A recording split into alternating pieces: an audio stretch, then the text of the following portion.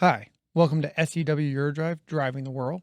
Today we have Chris Conley. He has been working on our assembly floor. He was a shop mentor, and now he's with us in the training department. And today we're going to talk about repairs that are possible and doable in the field from our customers. And just quick, this is not saying they should all be done, and you can always send an SEW unit back to SEW to have it repaired by our repair technicians.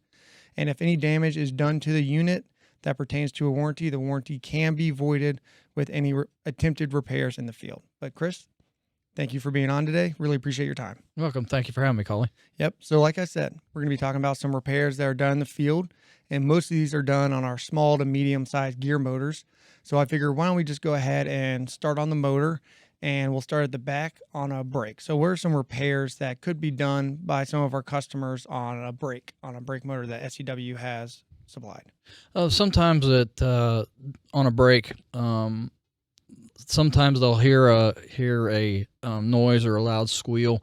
A lot of times that is just not enough grease in the seal on the brake side, so they can pop that hand release off and go ahead and put that take that seal out and look to see if it has enough grease in it, and then put grease in it to fill that. There's a crevice inside of it that they'll need to make sure that they have all that full of grease. And then they can put it back in. The one thing they want to remember to do is when they put those screws back on is get it. Our orders call it to be down to tighten to 1 newton meter. Right. But they want to make sure if they don't have a torque wrench to be able to do that, they can just do it to where it's snug and then back it off on from a BE05 to BE2, it's 1.5 revolutions back for both screws. Now, if it's anything for BE05 to BE11 and up to a medium build, which would be the 132 M's, then it's going to be 1.5 revolutions back to make sure that hand release is set at the right spot. Okay. Or if they have a HF screw, and the brake's not working properly, it may be that the HF screw got run in too far. Or maybe the brake's not working right. Check the handle to make sure it's got enough play in it. Then they can adjust that to make sure that they've got enough play, and then the brake should continue to work properly. That makes sense. And you're talking about a hand release. So if a customer orders a brake without a hand release, is that something that can be added at a later date, or do you have to order it up front with one? No, they could order it if they needed a hand release afterwards. The customer can install those. Just put the hand release in the proper location at whatever degree it may need to be, and yeah, the customer can install those. The kit comes with a new seal, Okay. so they'd pop out the seal out of the non-brake motor, follow the instructions, and then go ahead and install the hand release. All right. That is wonderful news, because I know a lot of brakes get ordered without them, and they're a very useful tool to have. And now if we're going to be looking at the complete brake, so let's say a brake burns up, goes bad. So one, you always want to replace a rectifier when you replace a brake, correct? Correct. So we replaced a rectifier, and now you have a new brake. Is removing and replacing the brake something that can be done in a shop?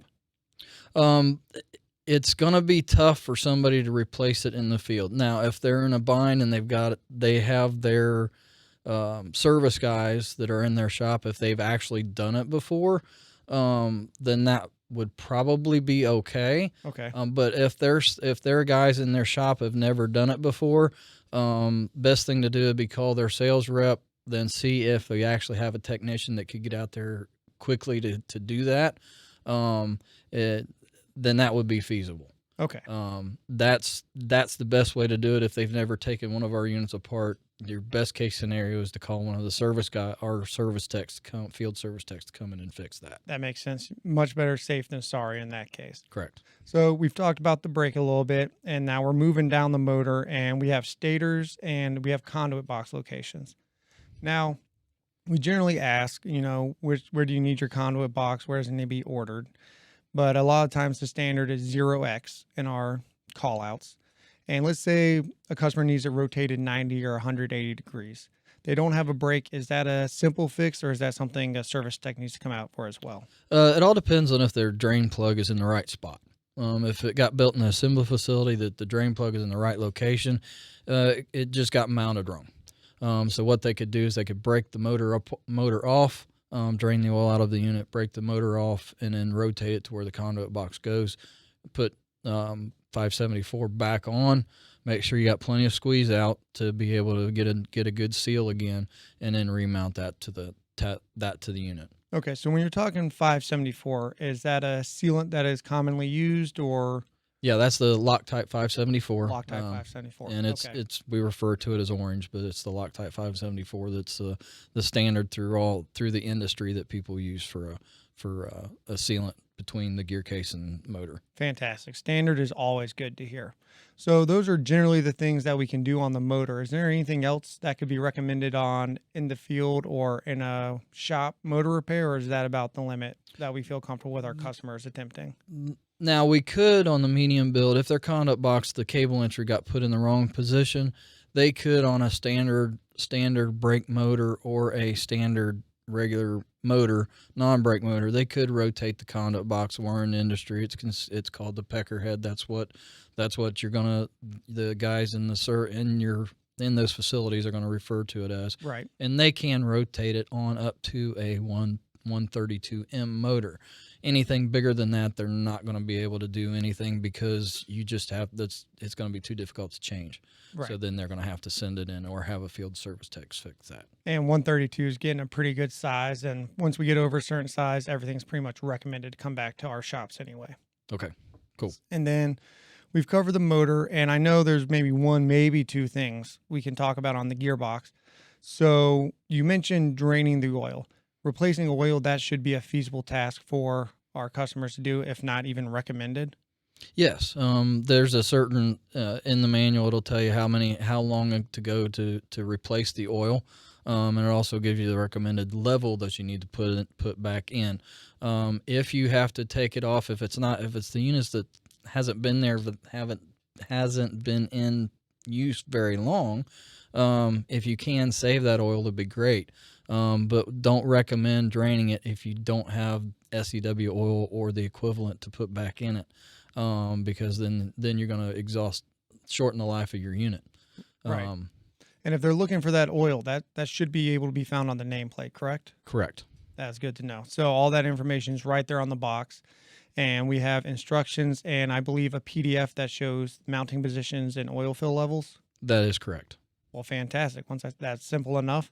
And then the last one might not be overly recommended, but in a pinch, the output seals on gearboxes. Is that something that can be done? Yes, that's something that can be done in the field. They just need to be careful when they're doing it. You don't want to mess up the seal surface, because if you mess up the seal surface on either the output shaft or the gear case, it's going to leak. Any scratches or anything at all, even a hairline scratch on an output shaft, it's going to leak. So I would say that recommended in a pinch, that if one's leaking, or they could replace it, but you have to be extra careful when taking that out and reinstalling it. Gotcha. So that's a very cautious and need-only base change. So overlooking those, is there anything we missed on general maintenance that can be done in the shop, or does that about wrap it up for what our customers could feel comfortable doing on their own?